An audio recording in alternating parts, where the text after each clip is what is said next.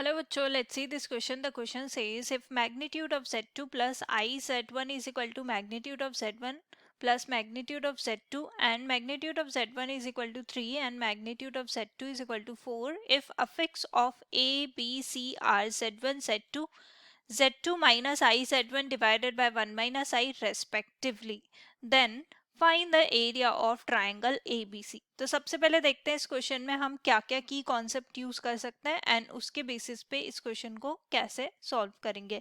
तो अगर हमारे पास इस तरह से कुछ गिवन है, एक z1 plus i z2 is equal to, यहाँ पे आ जाएगा, अगर हमारे पास ये है z2 प्लस z1 है तो यहाँ से कह सकते हैं कि argument of i z2 is equal to argument of z1।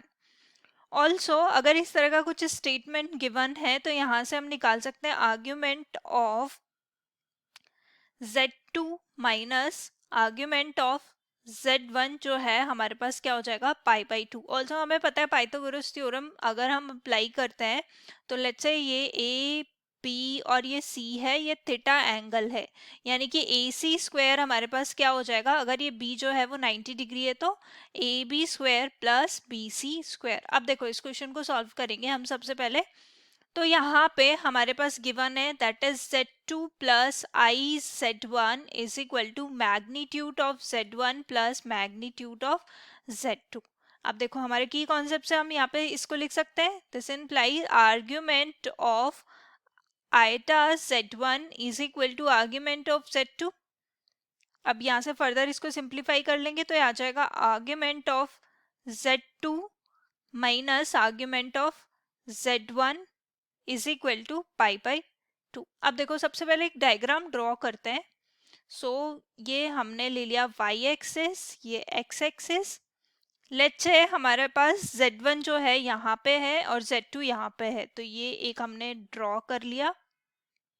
अब फर्दर अब ये हमारा a z1 और ये b z2।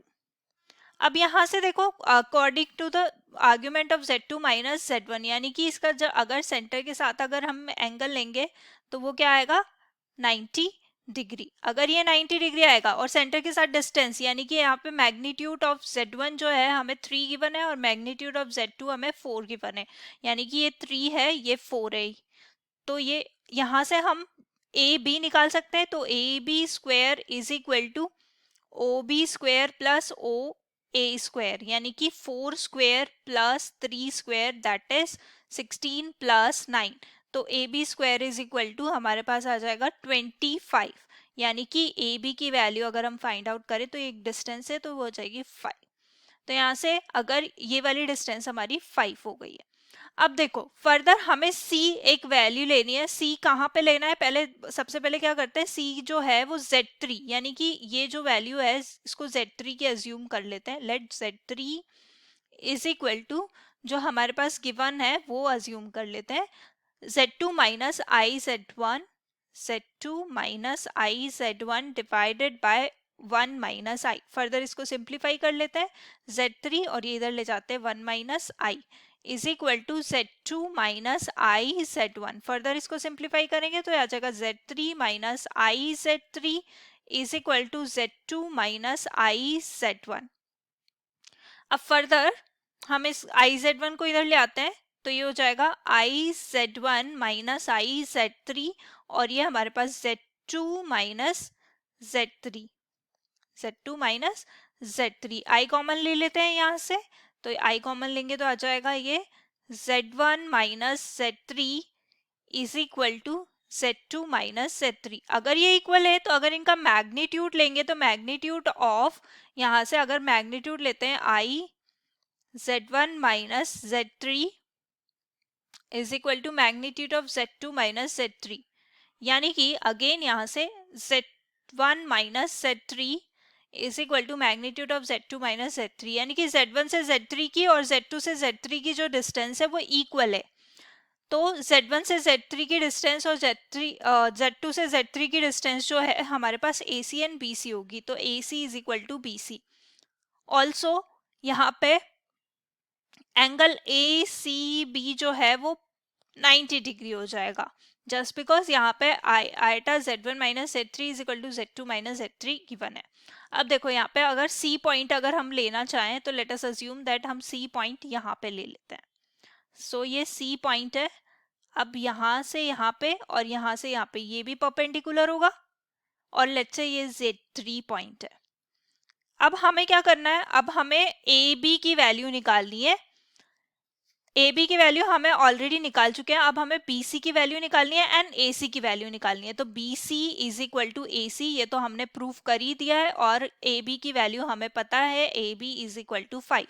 अब पाइथागोरस थ्योरम अगेन अप्लाई कर लेंगे, that is A B square is equal to B C square plus A C square. अब BC AC both are equal, so we can write it as AB square is equal to 2 times of BC square, और AB square हमारे पास क्या है 5 square, और ये divided by 2 इधर ले आते हैं और ये हो जाएगा BC square, यानी कि ये हो जाएगा 25/2 is equal to BC square. क्योंकि हम डिस्टेंस की बात करें तो पॉजिटिव वैल्यू लेते हैं, तो ये आ जाएगा स्क्वायर रूट ऑफ 25/2।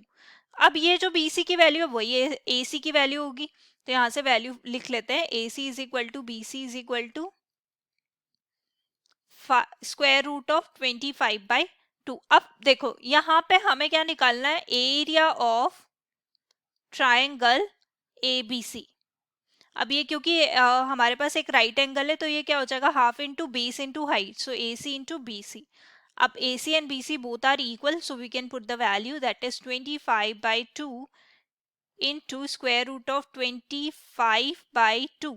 फर्दर इसको मल्टीप्लाई कर लेंगे तो ये 1/2 इंटू 25/2 आ जाएगा, तो यानी कि दैट मीन्स 25/4 जो है स्क्वायर यूनिट अगर हम लिखें तो ये हमारे पास एरिया हो जाएगा, और this is our final answer. Hope you understood it well. Best of luck. Thank you.